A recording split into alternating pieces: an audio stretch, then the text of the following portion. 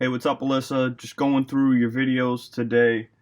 First, I want to just kind of address some little things, and that's pretty much just kind of the apparel um, and kind of what you're actually going to wear for contest day. So,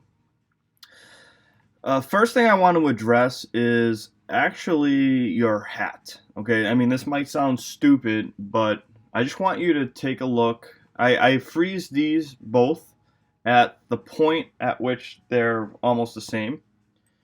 And the first thing I want you to notice is how close the log is to your head and how much it's over the middle of the foot. Now, and look at the angle of your head. Now take a look at this image and notice how much further away the log is from the center of your body and how much further your head has to crank back in order to clear your hat and not knock it over. So you wear a hat, it's gonna be a few inches, say like 3 inches. Now the log needs to travel 3 inches, either forward, or you need to raise your head higher to get it over the center of the body. So something like that is going to prevent you from keeping the bar over the middle of the foot. And if you think about almost sliding it against your head, that log is going to be over the middle of the foot the best it can be. So keep that in mind for the log work, and I want you to just try it without the hat. And if you want to wear the hat, wear it backwards, but I need it as close to the center of the body as possible. The next thing I just want you to settle on is what you're actually going to wear for your shoes. I like these because they have a heel on them, and they're going to help with the Olympic lifting stuff. So just to settle on the shoes, I know that we used these shoes last time, and I don't think you were planning on doing log that day. I don't remember, but just settle on the shoes you're gonna wear and stick with that, okay? And make sure you bring your grip shirt in too as well, because that also will affect kind of your performance, especially if you do the clean and it's not in the same spot every time.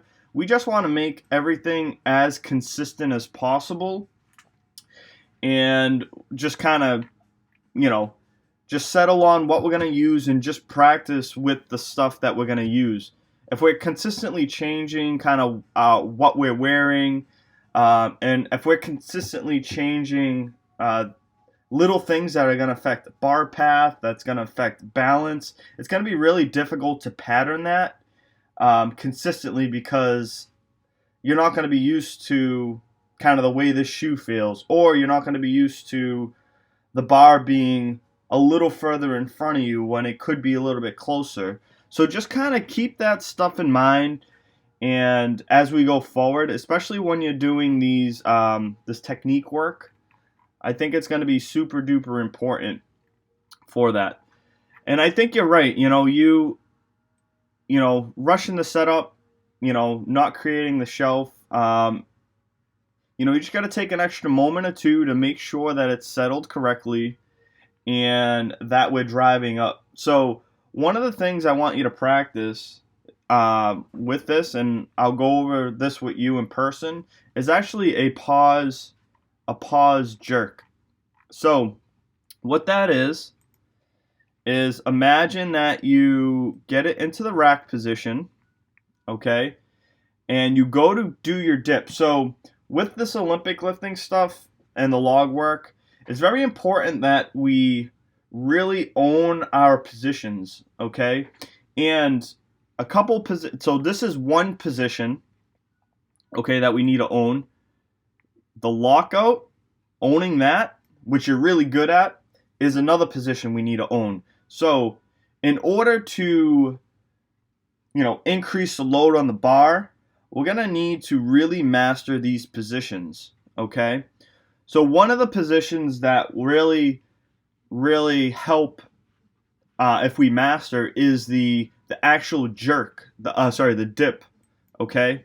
And it seems like that's kind of what we're having trouble with. And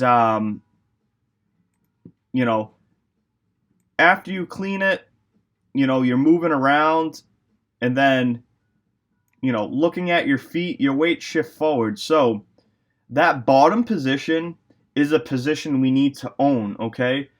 And that position, I think a good exercise that I want to start incorporating is actually a pause jerk, a pause dip. So how you would do this is after you clean it or get it to rack position, what you'll do is you'll stop at the bottom of the jerk. The bottom of the dip. And what you'll do is you'll hold that pause in balance with the elbows up for about 3 seconds before you initiate the jerk drive.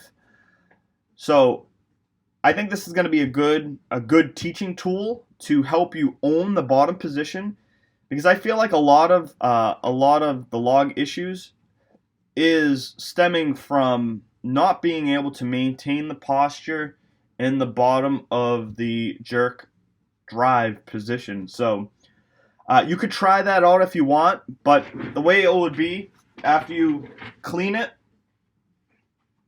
you would hold it up, get the elbows up, hold this position for 3 seconds, and then initiate your jerk drive. Okay?